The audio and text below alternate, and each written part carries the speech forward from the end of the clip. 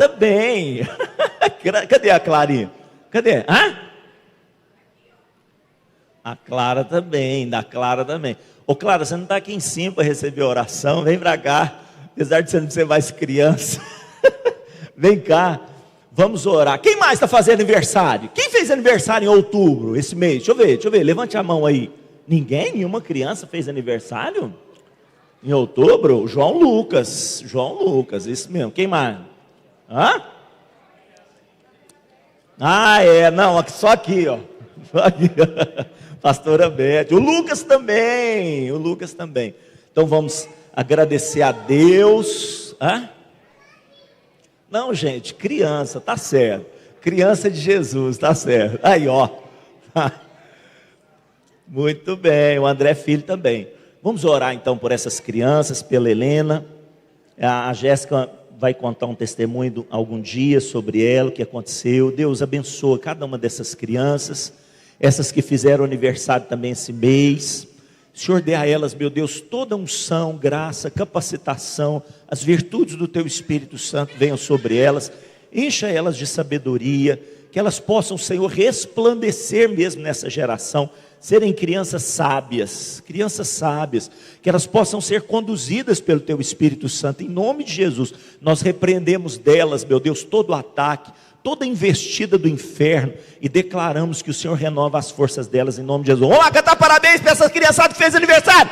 Parabéns para você nesta data querida, muitas felicidades, muitos anos de vida. Parabéns para você nesta data querida, muitas felicidades, muitos anos de... Viva essa criançada de Jesus! Aê! Muito bem, podem descer devagarzinho.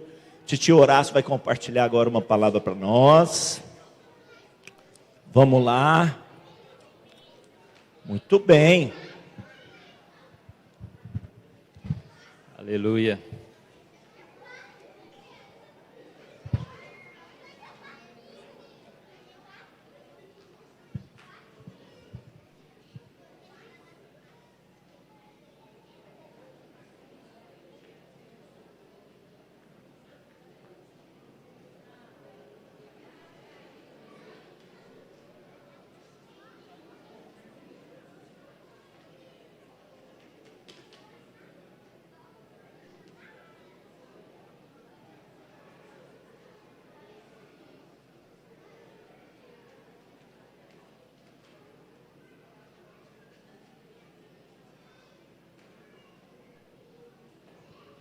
Aleluia.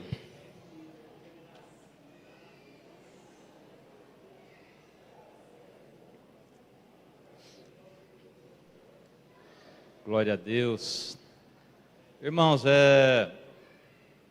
nós traremos, eu senti já desde 2017, em 2017, foram 500 anos da Reforma Protestante.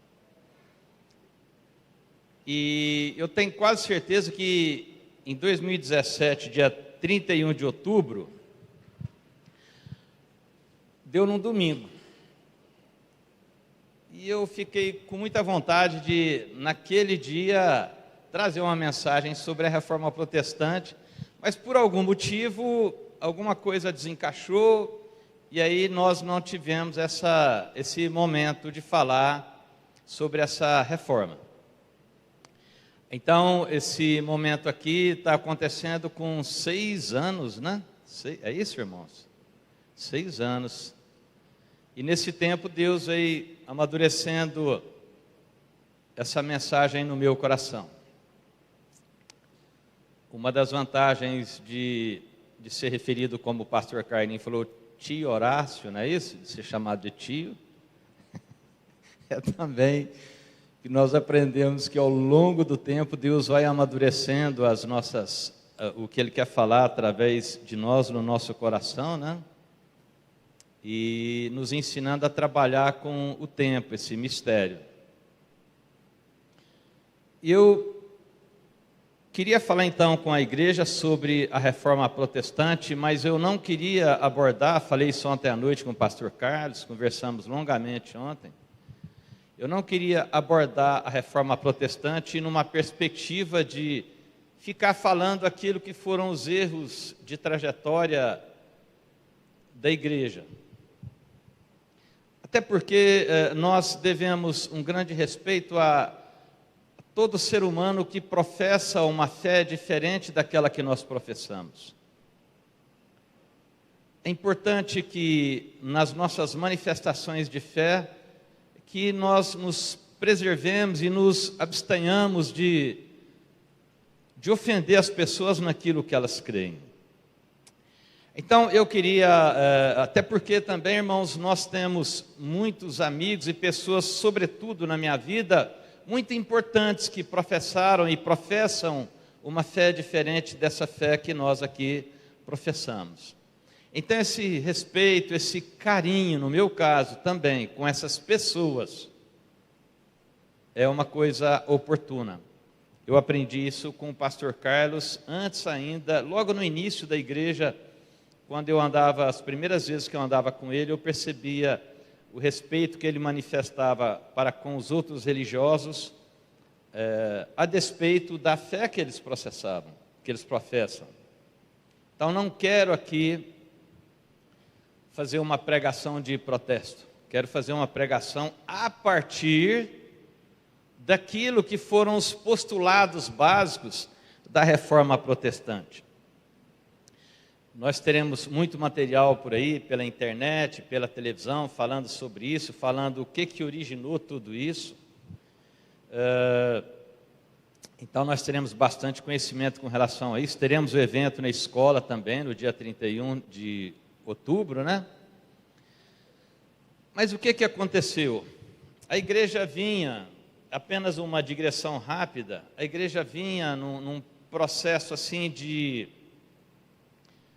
distanciamento daquilo que são os preceitos das Escrituras Sagradas. E isso lá, por final do ano 1400, início de 1500, isso tornou muito latente. E surge um homem chamado Martim Lutero, e esse homem era um monge alemão.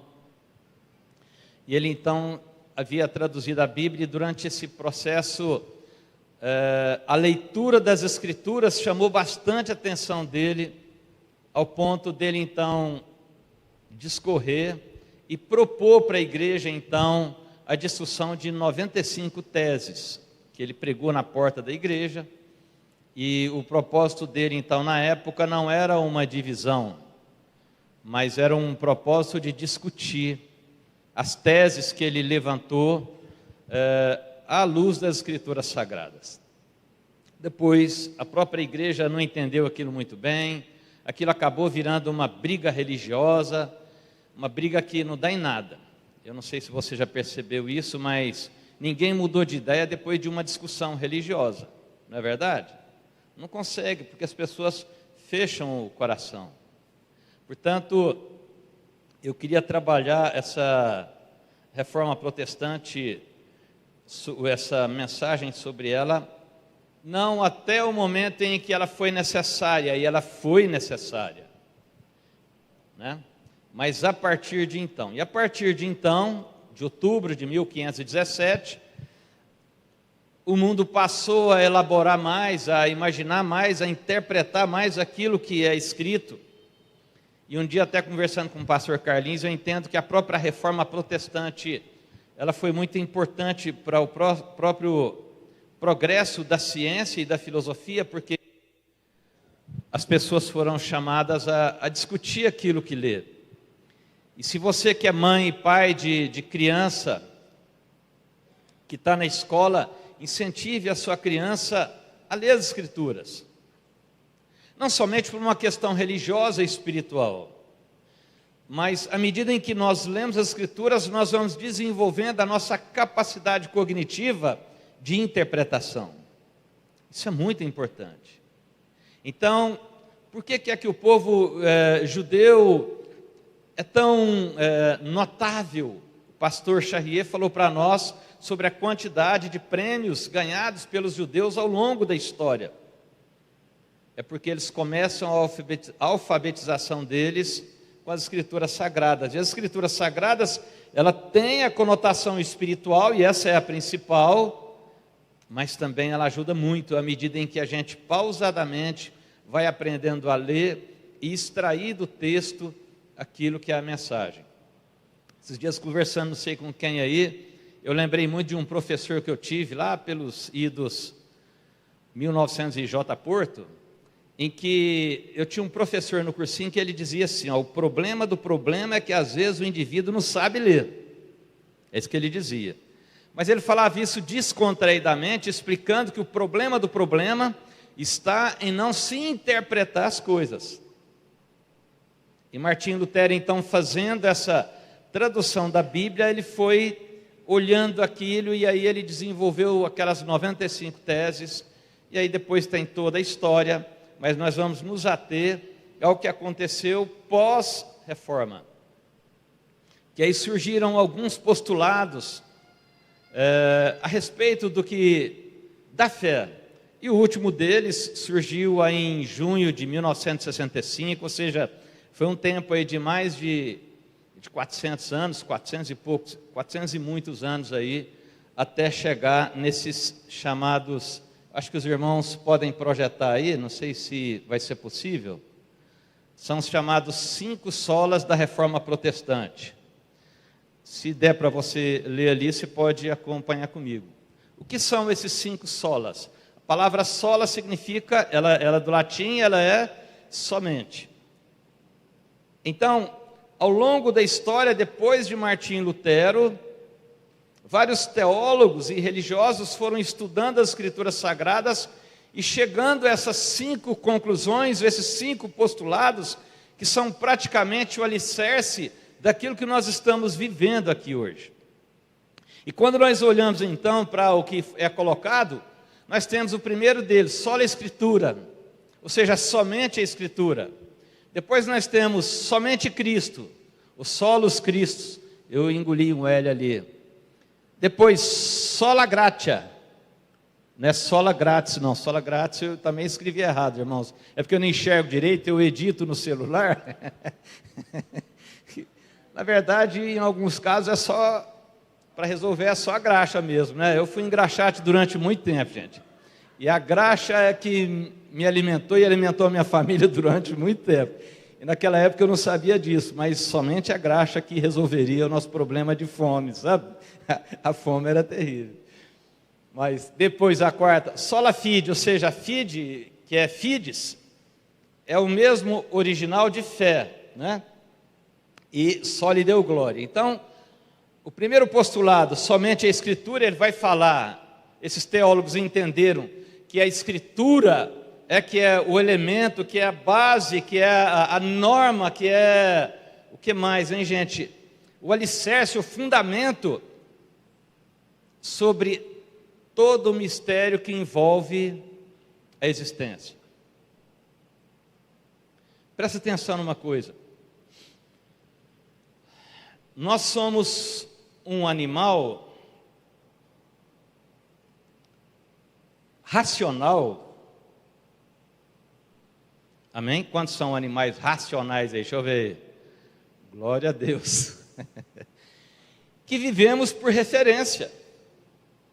Vivemos por referência. A pastora Sandra estava comentando comigo aqui, a filha do Marquinhos estava aqui trabalhando com alegria aqui, ajudando o pai no desempenho do diaconato, né? E aí ela elogiando, né? Eu falei, olha, isso é porque ele tem uma referência do pai. O pai fazendo isso, passa essa referência para o filho. Essa não é a regra absoluta, né? Porque se assim fosse, a minha outra filha estaria aqui na igreja também. Entende o que estou falando? Se você entende, diga amém. Aleluia. Mas é uma referência muito forte. Então nós vivemos por referência. O que é o mundo hoje dos influencers? Referência. Nós fazemos aquilo que gostamos. O Vitor, quando ele vem para a igreja, a Aninha fala, ele quer vir de calça jeans e de camisa de manga comprida, porque os pastores usam calça jeans e camisa de manga comprida. Nós começamos assim lá desde a nossa infância. E acontece que o mundo é cheio de informações e referências. Quando nós vamos crescendo, as referências começam a brotar diante de nós. E as informações da mesma maneira. Então, por exemplo, a criança está na escola, ela já começa a ter a informação da festa do Halloween, que o pastor Carlinhos falou aqui. E aquilo para ela passa a ser uma verdade, porque a criança é como se fosse uma esponja que absorve o conhecimento, e o conhecimento seria como se fosse um líquido, uma água. Amém? Parece que deu um eco aí, tá jóia, não tá, gente? Então nós vivemos por referência. E aí a humanidade, a vida inteira, buscou esse conhecimento. Durante toda a vida. O drama do homem é saber o verdadeiro significado da vida. E eu até, algum tempo atrás, conversando com o pastor Carlos, quando a gente observa as escrituras sagradas, a gente observa que o mundo era dividido em dois tipos de pessoas, basicamente, segundo o contexto bíblico. Segundo o contexto bíblico. Entre os judeus, que tinham uma fé, e os gregos, que tinham sabedoria. E lá no capítulo 12 do Evangelho de João, estou saindo do script, esse script depois você pode pegar ele com a igreja, mas vou sair um pouquinho aqui. No capítulo 12 do Evangelho de João, você vai perceber lá um momento em que os discípulos de Jesus chegaram para ele e falou assim: Senhor, os gregos desejam ver-te. Os gregos desejam falar com o Senhor. E os gregos de então significavam a sabedoria, a filosofia, o conhecimento, a profundidade. E é interessante porque antes de Cristo nós tivemos um período de aproximadamente 4 séculos de silêncio bíblico. A gente aprende isso na escola de vencedores. Até a vinda de Cristo. A humanidade durante esse tempo ela ficou refém. Não diria refém, talvez refém fosse uma palavra um tanto quanto agressiva, mas ela tinha como elemento de conhecimento e de busca e de tratamento das suas angústias interiores, a filosofia. Nós temos ali, começando por Sócrates, Platão, Aristóteles e vários outros. Esses eram os elementos que as pessoas se reuniam nas chamadas ágoras, que eram as praças públicas, para falarem sobre as suas angústias. E aquilo se tornou algo assim notável no meio dos judeus. Mas como todo conhecimento humano, ele tem o seu início, o ápice e depois o seu declínio, porque o homem não consegue responder às suas próprias mazelas e angústias, esse processo começa a reverter. E agora ali no capítulo 12 do Evangelho de João, os discípulos chegaram para Jesus e falaram: ó Senhor, os gregos desejam ver-te. E Jesus então responde: chegou a hora de ser glorificado o Filho do Homem. Então aquele é um momento em que a humanidade agora, já não tendo a resposta na ciência e na filosofia para os seus dramas internos, ela então agora muda um pouquinho essa perspectiva e começa a voltar então agora para a fé como uma referência. E é aquilo que nós falamos aqui. Esse momento que estamos vivendo aqui é o momento do imponderável. Não existe uma explicação prática para isso, somente espiritual. Então, dentro desse contexto, surge então o primeiro sola escritura.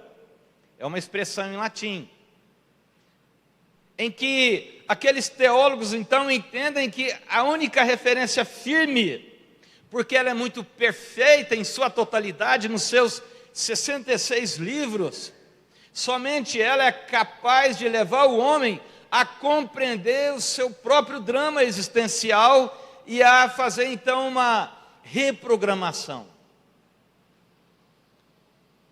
A Bíblia foi escrita ao longo de 1.600 anos com mais de 40 autores. Cada um vivendo uma época diferente, não foi uma época em que ela veio toda à tona, mas ela demorou aí esses 1.600 anos, se você pegar o primeiro até o último livro escrito. E em todos eles não há incoerência. Se você abre Gênesis e abre Apocalipse, que é o primeiro e o último, e volta em Efésios e volta em Ezequiel, e onde você quiser, você vai achar sempre uma linha muito clara, e que não somente é retratada de maneira a gente entender que aquele texto tem fundamento, mas que não somente isso, que aquele texto se cumpre. A prova disso é quando o próprio pastor Cherrier falou muito sobre isso aqui esses dias, quando a gente lê o capítulo 36 de Ezequiel, que Deus disse que ia congregar os judeus de todas as nações e voltar. Isso está cumprindo nos nossos dias. Ele até comentou aqui conosco que nós vivemos um momento de cumprimento profético. De tal maneira que isso faz da Bíblia, não somente isso, mas que isso faz da Bíblia um livro que é uma referência sólida para mim e para você. Amém? A psicologia, nós temos aqui alguns psicólogos e psicólogas. Sabem, a psicologia começou a estudar a mente, o comportamento humano e percebeu, olha só, que a criança ainda no ventre materno, ela sofre as influências do exterior. Que a criança no ventre materno, ela sente a alegria, ou ela sente a tristeza, ela sente a agressão, ainda estando no ventre, sem compreender nada. Mas percebam uma coisa. No primeiro século da era cristã, a Bíblia diz que quando Maria foi visitar Isabel, quando houve aquele cumprimento, a Bíblia diz que a criança saltou-lhe no ventre. É o Novo Testamento, falando sobre uma coisa que agora nós estamos aprendendo. De tal maneira que, se você, minha irmã, está grávida, cuide dos seus sentimentos, da sua alma. Se preserve com relação a isso. Não é o psicólogo ou o terapeuta que está te falando isso, mas é a Escritura, que já diz isso há quase 2000 anos. No capítulo 4 de Filipenses, no versículo 6, a Bíblia diz assim, o que diz lá? Não fiqueis ansiosos por coisa alguma. Irmãos, a Bíblia já está falando de ansiedade. Ansiedade, ela não é uma doença do homem moderno. E se você quiser voltar ainda mais na história, não somente 2000 anos, mas podemos voltar em Adão, quando ele estava no jardim escondendo do Senhor. Irmãos, eu já escondi muito na minha vida. Enquanto nós estamos escondidos, há uma ansiedade que nos envolve.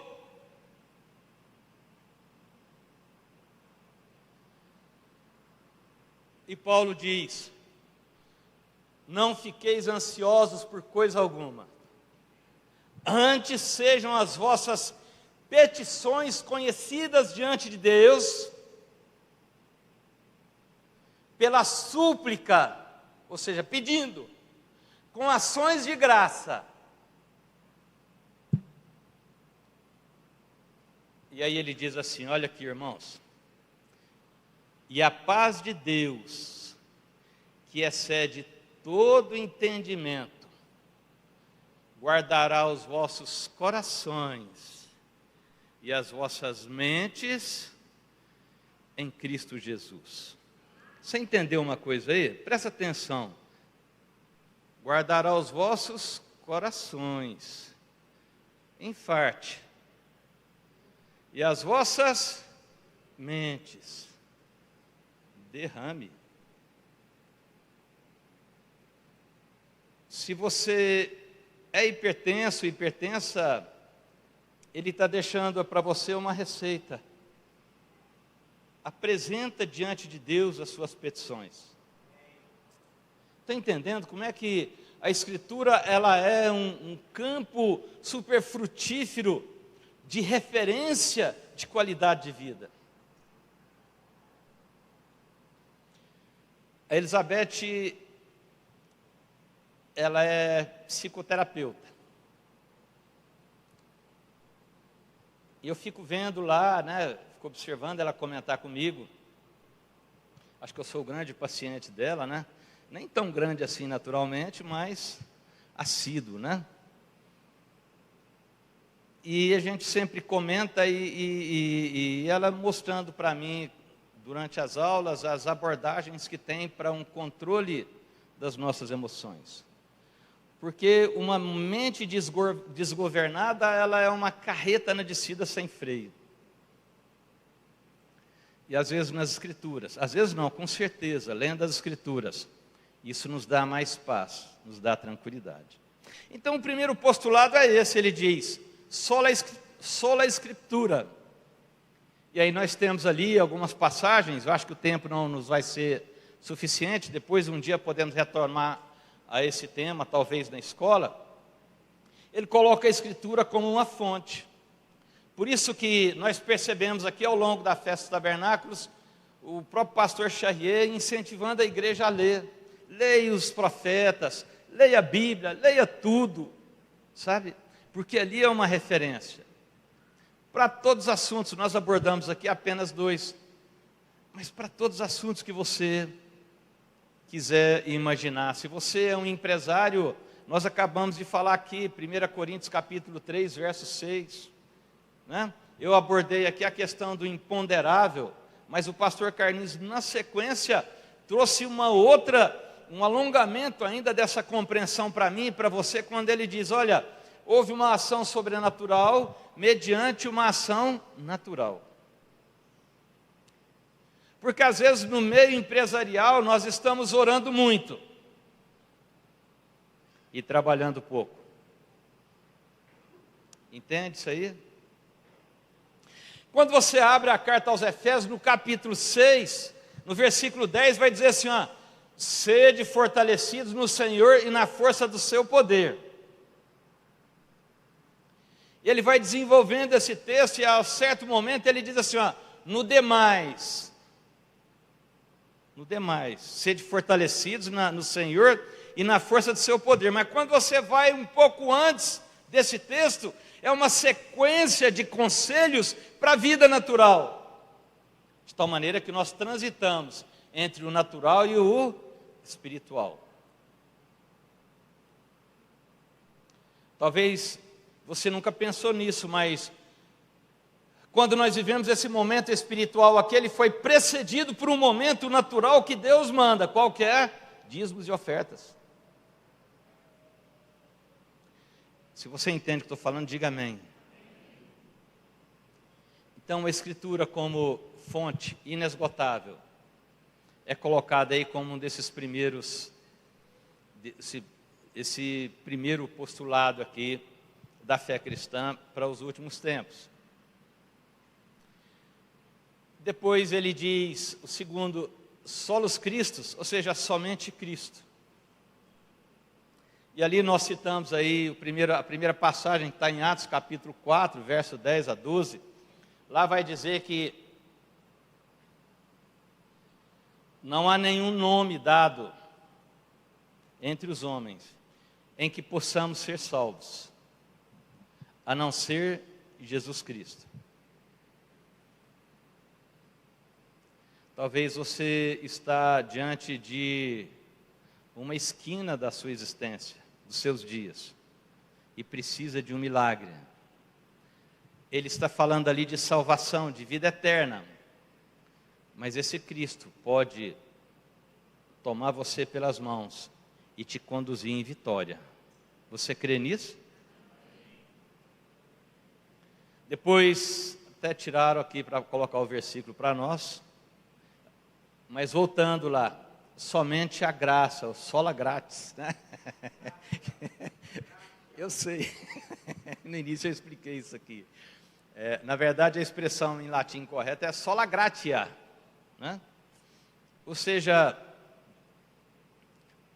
se você espera que com a sua prática religiosa você vai alcançar a salvação, você está perdendo seu tempo, porque ela é pela graça.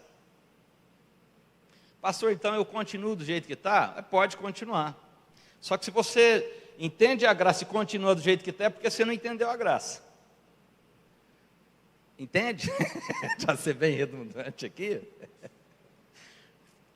Quando nós entendemos a graça da salvação, a nossa vida muda, não porque precisamos mudar, mas porque a nossa natureza muda. Deixa eu tomar uma água aqui.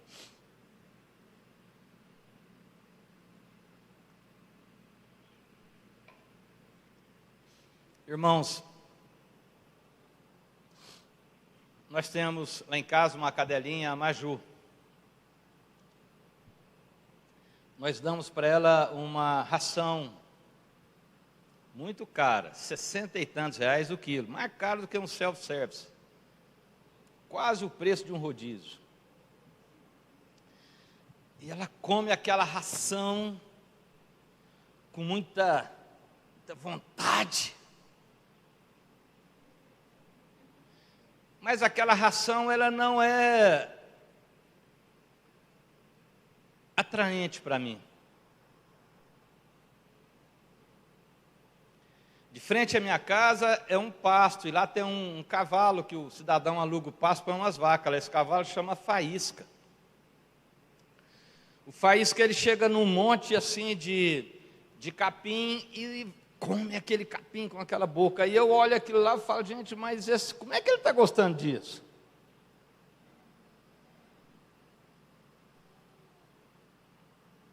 Agora eu estou ensinando ele a comer banana, irmãos. Eu compro banana só para o Faísca comer. Vou lá na beira da cerca e dou na boca dele. Esses dias eu comprei rapadura, que eu fiquei sabendo que cavalo come rapadura. Estou levando para ele.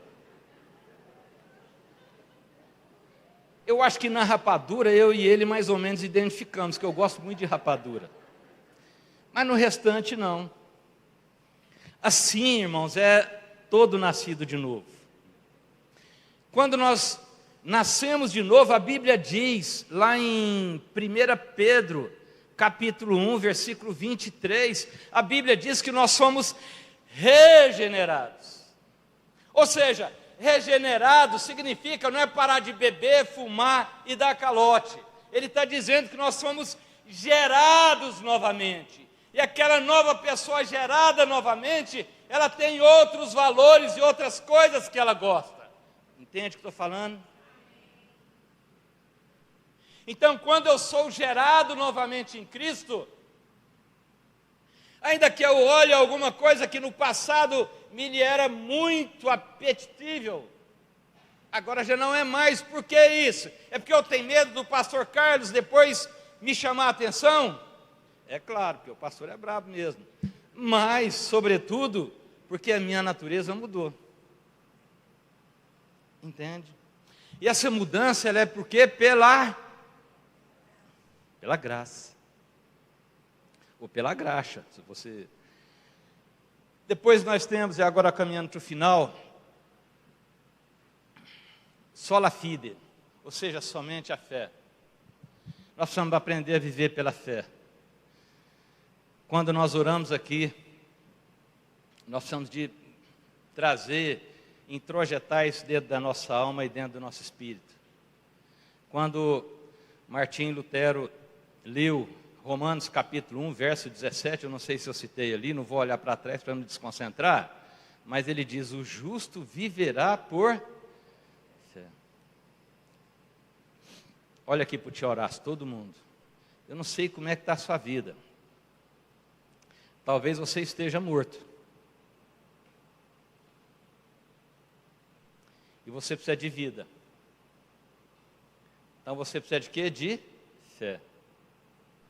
O justo viverá por fé. Isso foi uma chave. Lembra lá em Mateus capítulo 16, a partir do verso 16? Jesus fala assim para Pedro: dar-te-ei as chaves do reino dos céus.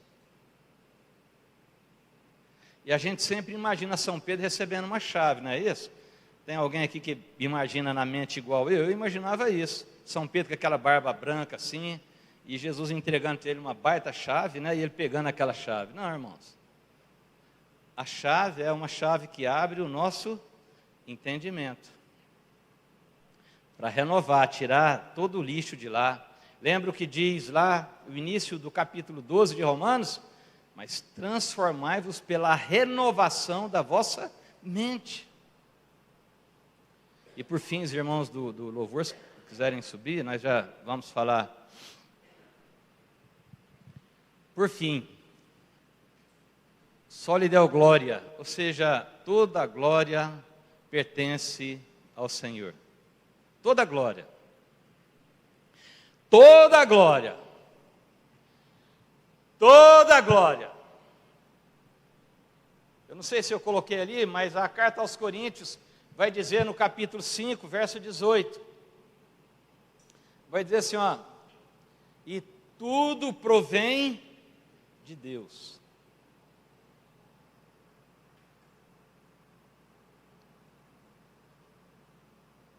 Se você entende que você vive tempos de refrigério na sua vida, porque você se esforçou,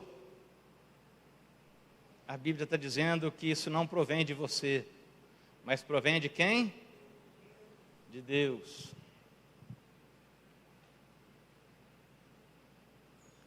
E diz assim, que nos reconciliou consigo mesmo. Não é isso? Está escrito lá? Colocou lá? Ora, tudo provém de Deus que nos reconciliou consigo mesmo, por meio de quem? Só Cristo, lembra lá? E nos deu o quê? Um ministério. Ministério? Ué, mas peraí, Deus me deu um ministério? Eu sou ministro? É o que está dizendo. Eu não sei se o seu ministério de servir na igreja é diaconato, seja na música, na dança, no ensino, não sei.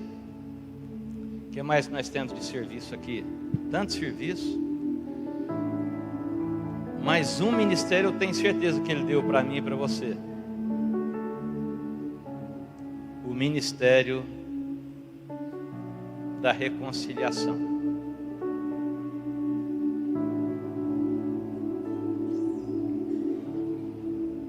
Que coisa, hein? Parece que você saiu daqui agora, vai sair daqui agora com um emprego novo.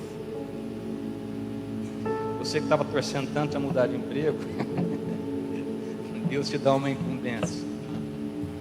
Deus te dá um ministério. E o mais interessante disso é que esse ministério você não precisa abandonar a sua profissão, a não ser que seja muito necessário para o ministério na igreja. Mas o ministério da reconciliação, ele pode ser exercido hoje às 3 horas da tarde, lá no poliesportivo, na decisão do campeonato da igreja. Ele pode ser exercido às 4 horas da tarde, quando o Flamengo estiver em campo. Ele pode ser exercido às 7 horas da noite, quando você requentar aquele frango e tiver aquele cunhado chato na mesa. Ele pode ser exercido amanhã, a hora que você levantar pela manhã, chegar no seu emprego. Esse é um ministério 24 horas.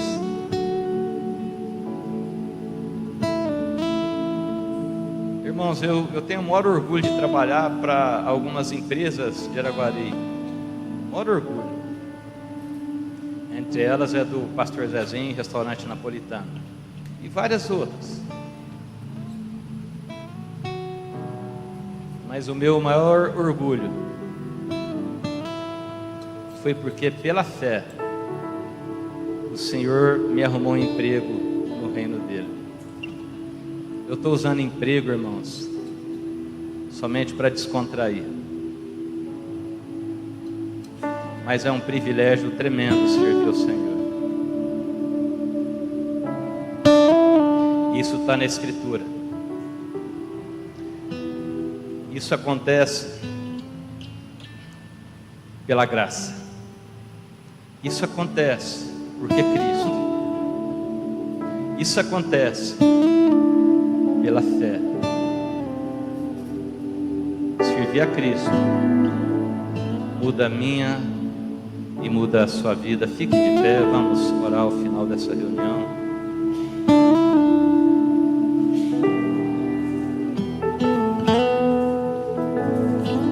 Vamos cantar uma canção, né?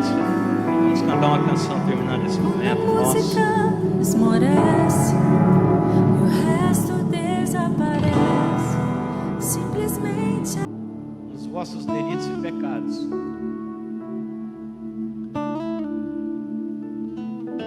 Mas diz mais, a Bíblia diz que Ele nos fez assentar nos lugares celestiais. Você sai dessa igreja nessa manhã com uma convicção no seu coração de que eu e você estávamos mortos, mas nós recebemos vida. E essa nova vida que Ele nos deu não é para comprometer mais a camada de ozônio do planeta, mas para que exerçamos o ministério da reconciliação. Você hoje tem um patrão. Você pode falar de boca cheia: eu trabalho para o Senhor. Repita comigo: eu trabalho para o Senhor. E isso é suficiente. Dê um forte aplauso ao Senhor. Deus abençoe você. Te guarde. Estamos terminados. O Senhor te guarde, te abençoe e te proteja. E que o frango seja na medida nessa manhã em nome